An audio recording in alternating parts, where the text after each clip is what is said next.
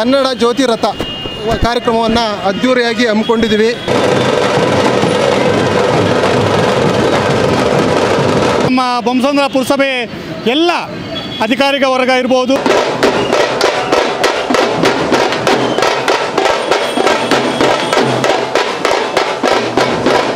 ಒಂದು ಹಬ್ಬದ ವಾತಾವರಣವನ್ನು ಇಲ್ಲಿ ನಾವು ಸೃಷ್ಟಿ ಮಾಡಿದ್ದೀವಿ. ಮುಂದಿನ ದಿನಗಳಲ್ಲೂ ಸಹ ಕನ್ನಡದ ಹಬ್ಬ ಇದೇ ರೀತಿ ನಡೀಲಿ ಅಂತೇಳಿ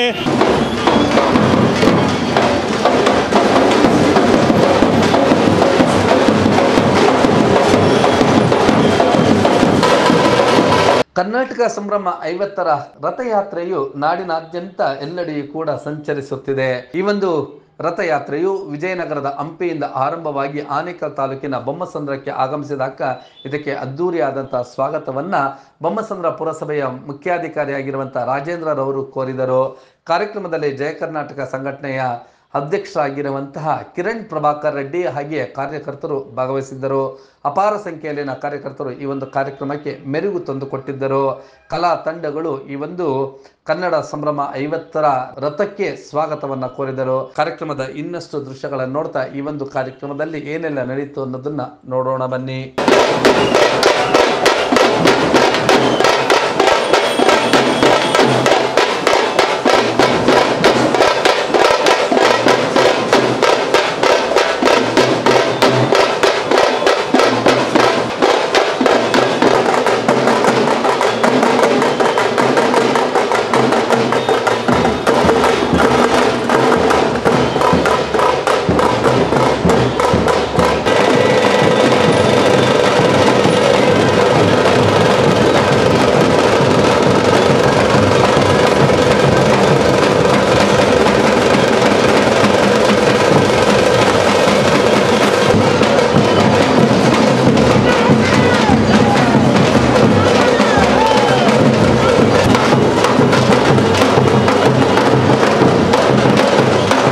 ಹೌದು, ಕರ್ನಾಟಕ ಸಂಭ್ರಮ ಹೆಸರಾಯಿತು ಕರ್ನಾಟಕ, ಉಸಿರಾಗಲಿ ಕನ್ನಡ ತಾಯಿ ಭುವನೇಶ್ವರಿಯನ್ನ ನಾವೆಲ್ಲ ಆರಾಧಿಸೋಣ.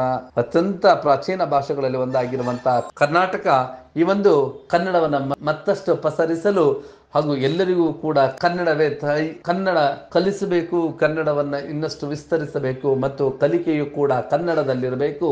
ನಾವೆಲ್ಲರೂ ಕೂಡ ತಾಯಿ ಭುವನೇಶ್ವರಿಯ ಸುಪುತ್ರರು. ಈ ಒಂದು ಕನ್ನಡದ ಇತಿಹಾಸವನ್ನ, ಕರ್ನಾಟಕದ ಇತಿಹಾಸವನ್ನ ಸಾರುವಂತಹ ಕನ್ನಡದ ತೇರು ವಿಜಯನಗರ ಹಂಪಿಯಿಂದ ಆರಂಭವಾಗಿ ಬೊಮ್ಮಸಂದ್ರಕ್ಕೆ ಆಗಮಿಸಿದಾಗ ಇದಕ್ಕೆ ಅದ್ದೂರಿ ಸ್ವಾಗತವನ್ನು ಕೋರಿದಂತಹ ಬೊಮ್ಮಸಂದ್ರ ಪುರಸಭೆಯ ಮುಖ್ಯಾಧಿಕಾರಿ ರಾಜೇಂದ್ರರವರು ನಿಮ್ಮ ಬ್ಲೂಮ್ ಟಿವಿಯೊಂದಿಗೆ ಮಾತನಾಡ್ತಾ ವಿವರಣೆಗಳನ್ನು ಹಂಚಿಕೊಂಡಿದ್ದು ಹೀಗೆ.